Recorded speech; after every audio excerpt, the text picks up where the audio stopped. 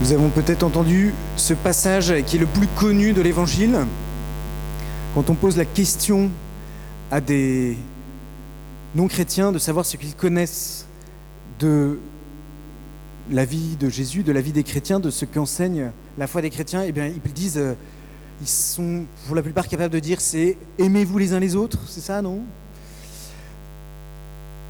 Et d'ailleurs, c'est assez vrai, hein. C'est assez proche finalement vraiment de ce double commandement que Dieu a donné, que Jésus, depuis déjà l'ancienne alliance, déjà au mont Sinaï, et que Jésus a repris à son compte. Aimez-vous les uns les autres. L'amour de Dieu, l'amour du prochain, puisque c'est aimez-vous les uns les autres comme je vous ai aimé. C'est un amour qualifié.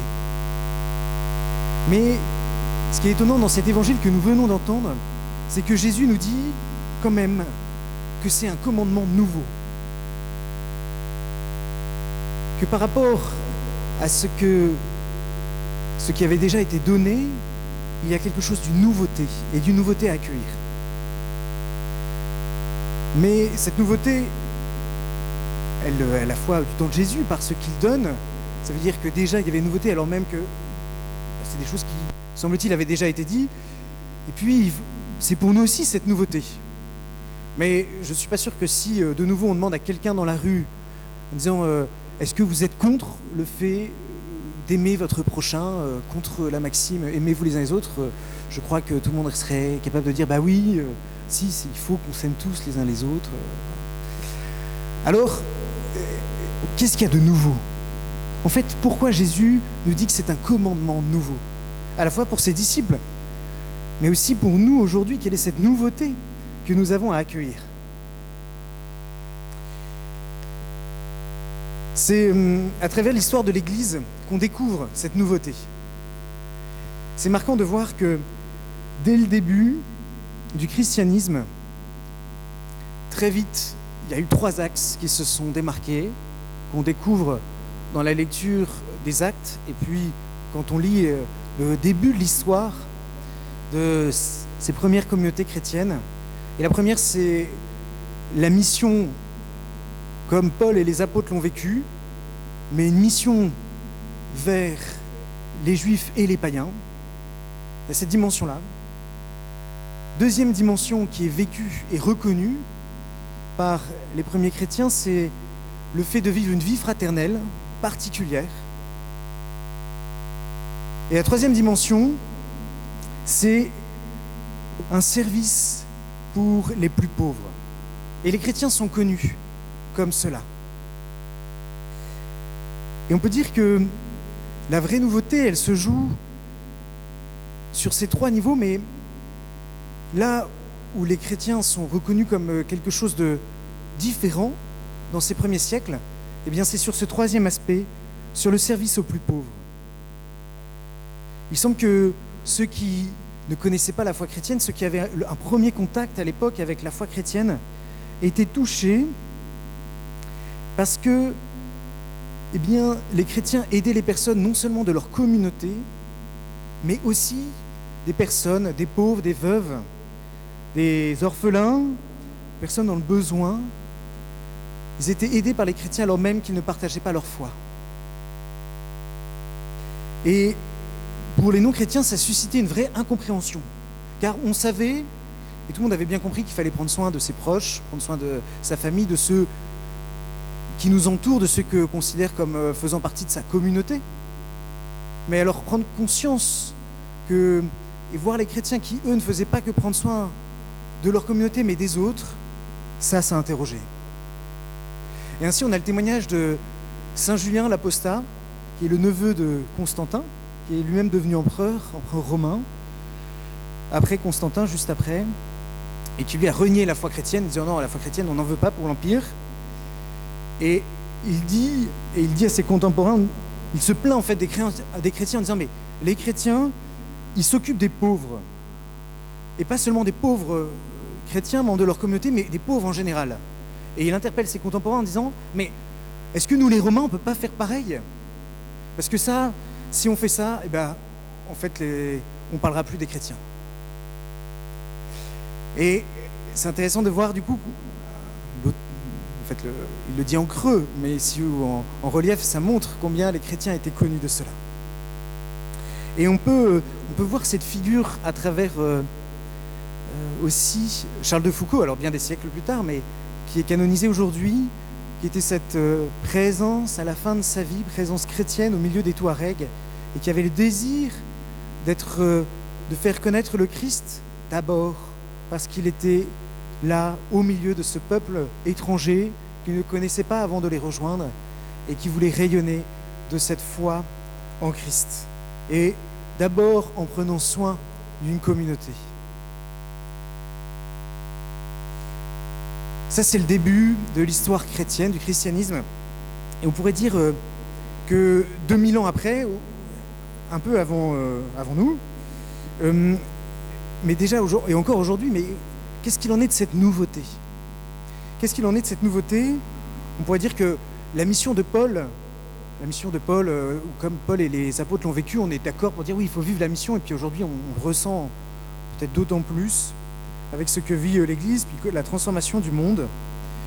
On est d'accord aussi pour parler de l'importance de la vie fraternelle vécue. Et ici, dans la paroisse, on essaye de vivre des fraternités pour cette expérience, et puis d'autres qui sont vécues pour justement essayer de tisser entre nous cette vie fraternelle, qu'on puisse vivre comme avaient vécu les premières communautés chrétiennes. Et qu'en est-il des services pour les plus pauvres ? Et je me souviens que, en tout cas, quand je partageais avec un prêtre assez âgé, il me disait qu'il y a eu un moment, une pensée dans l'Église qui était de dire, mais dans les années 60-70 environ, que en fait, il n'y avait plus besoin d'action sociale propre aux chrétiens. Dans le sens où tout ce que vivait le christianisme était comme déjà transmis dans la société. Comme si toutes les œuvres créées par les chrétiens, et elles sont nombreuses, hein, si on regarde dans l'histoire de l'Église, il n'y a pas moins que la sécurité sociale, les coopératives, les allocations, les syndicats, les jardins ouvriers, les clubs de foot même. Tout ça, c'est l'œuvre de chrétiens à l'origine, et puis ça a été transmis à la société. Et il y avait comme ça cette pensée qui disait, ben voilà, ça y est, on a fait... Les chrétiens ont transmis ce qu'ils avaient à transmettre. Et il y avait un peu un idéal, disant, ben voilà, c'est bon, c'est fait, c'est réalisé. Et donc, quand on parlait, et souvent, tout le monde était invité plutôt à se mettre dans des organismes d'État ou des organismes laïques en disant, ben voilà, allez rejoindre déjà ce qui existe, parce qu'il y a déjà là l'être chrétien, la manière d'agir des chrétiens. Et il y a quelque chose de très bon à cela. Mais on peut dire qu'aujourd'hui, la majorité, un certain nombre en tout cas, on dit mais non, c'est pas parce que beaucoup de choses ont été transmises à la société qu'il n'y a plus à vivre et à susciter encore aujourd'hui des œuvres proprement chrétiennes, des œuvres sociales chrétiennes. Aujourd'hui, il y a encore un enjeu pour les chrétiens à répondre à ce qui fait et ce qui est redécouvert comme de nouvelles pauvretés matérielles, humaines et spirituelles. Et on peut comprendre cela comme une nouveauté. Quand Jésus nous invite à ce commandement nouveau, c'est aussi parce qu'il veut faire toutes choses nouvelles, comme nous avons entendu dans la première lecture. Voici que je fais toutes choses nouvelles.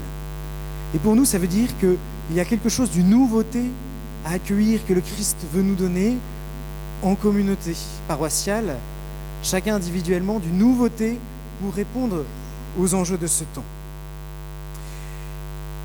Et je crois que Pauline Jaricot, dont nous allons célébrer la béatification la semaine prochaine, nous guide vers cela. Et je vais vous donner trois axes de sa vie qui sont pour nous quelque chose à accueillir et que je vous invite à méditer cette semaine en vue de la béatification. Vous savez, dimanche prochain, vous êtes invités à surtout pas venir ici à la messe, même s'il y aura la messe à 11h, ne pas venir ici, mais d'aller à la béatification qui aura lieu à Eurexpo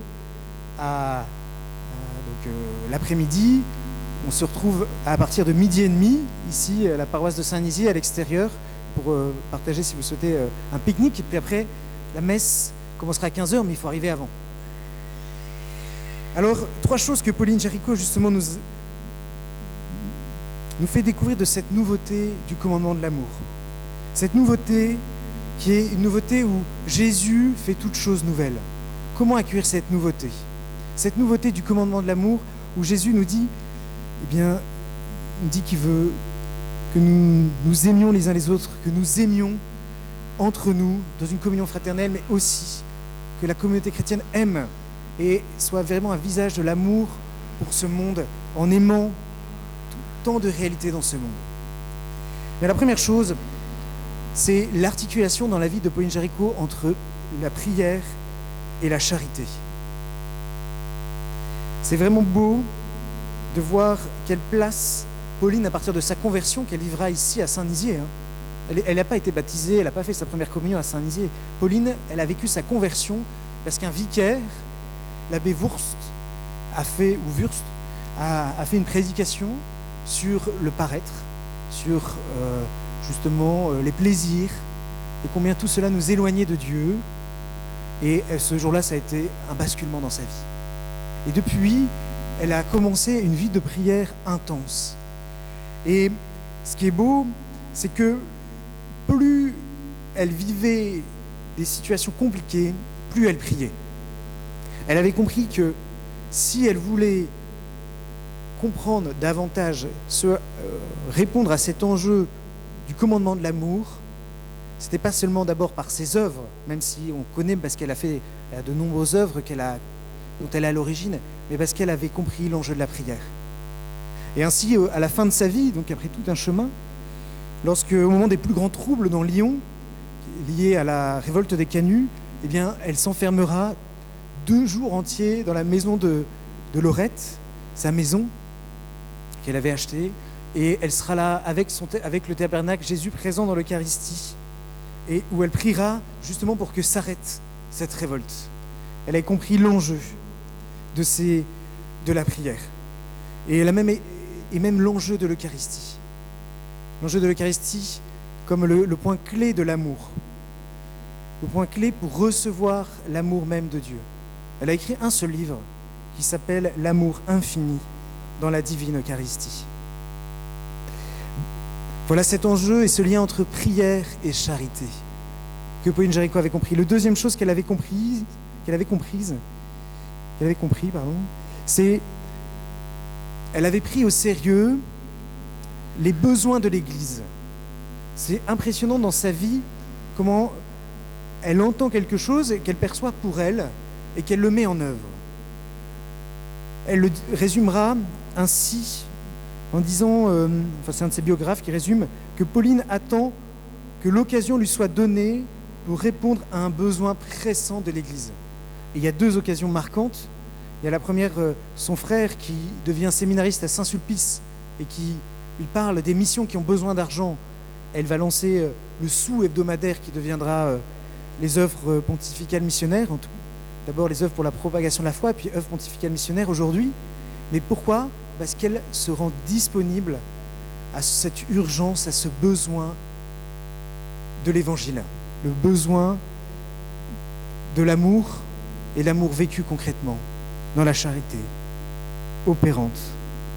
Et un autre exemple, c'est lorsque le pape Léon XII, au moment de l'année jubilaire de 1825, dénonce une poussée d'anticléricalisme en France, eh bien, elle-même, elle intériorise cette demande du pape et 1 an plus tard, elle comprend que le seul antidote à l'athéisme, c'est la vie de prière et elle fonde l'œuvre du rosaire vivant. Combien, et c'est là où c'est vraiment marquant, elle prend au sérieux ces interpellations de l'Église. Le pape François le dira avec ces mots quand il dit « Mais quelle est la dernière fois que vous avez pleuré pour une situation de ce monde ? Que vous avez été marqué au point de pleurer ?» Pour dire, ce commandement de l'amour passe d'abord par le fait de soi-même se laisser toucher, se laisser rejoindre par telle ou telle réalité. La troisième chose que Pauline nous donne, c'est que elle a compris que pour répondre à ce commandement de l'amour, ce n'était pas seulement elle-même qui devait se convertir, ce n'est pas seulement elle-même qui devait faire des choses bonnes, mais elle devait aussi entraîner d'autres personnes autour d'elle. Et ce qui est vraiment marquant dans sa vie, c'est que toutes les œuvres qu'elle a réalisées, elle les a faites, en tout cas les deux premières, cette œuvre pour la propagation de la foi et l'œuvre du rosaire, elle l'a fait pour que ça puisse se multiplier et que des milliers d'autres personnes puissent la suivre. En ça, il y a quelque chose d'unique dans la figure de Pauline Jaricot, mais il y a quelque chose aussi pour chacun d'entre nous, dans quelle mesure nous répondons et nous avons à cœur de construire quelque chose qui entraîne d'autres derrière nous, d'autres chrétiens, une œuvre qui dure au-delà de nous-mêmes. Et ça peut être... et l'exemple contemporain qui me venait en parallèle, c'est à peu près une œuvre visible, évidente, c'est par exemple le Parcours Alpha. Parcours Alpha qui est une œuvre qui a été créée il y a 30-40 ans et qui s'est répandue dans toutes les paroisses, dans tant de paroisses dans le monde et tant en France. Dire mais tiens, est-ce que on a en communauté, et c'est peut-être certains d'entre nous, à cœur de marquer aussi quelque chose qui entraîne d'autres justement dans cette vocation de l'Église et vocation personnelle à répondre à ce commandement de l'amour. Cette ambition du Christ que par nos œuvres Dieu soit glorifié, comme Jésus le dit dans l'Évangile. Que Dieu soit glorifié en nous et que Dieu, par là aussi, soit notre gloire. Alors, je vous propose cette semaine, en préparation de la béatification, on va demander l'intercession de Pauline. Demander d'abord, peut-être personnellement, vous savez qu'il y a des démarches possibles, à partir du 3 mai dernier jusqu'au 3 mai l'année prochaine, de venir tous les jours dans cette église, si vous vivez en parallèle l'Eucharistie dans la semaine, plus la confession dans la semaine et prier aux intentions du pape, de demander une indulgence plénière. Et l'indulgence plénière, c'est demander, particulièrement pour les âmes du purgatoire, qu'elles aillent au ciel, qu'elles gagnent leur ciel immédiatement, ce qui est d'une grande valeur. Et puis pour nous aussi, que nous soyons et vivions de ce détachement de toute trace du péché en nous. Voilà cette démarche personnelle, et c'est vraiment la démarche du sens ici. On peut venir ici à Saint-Nizier pour le vivre, on peut le vivre même cette messe si on décide de vivre le sacrement de réconciliation cette semaine.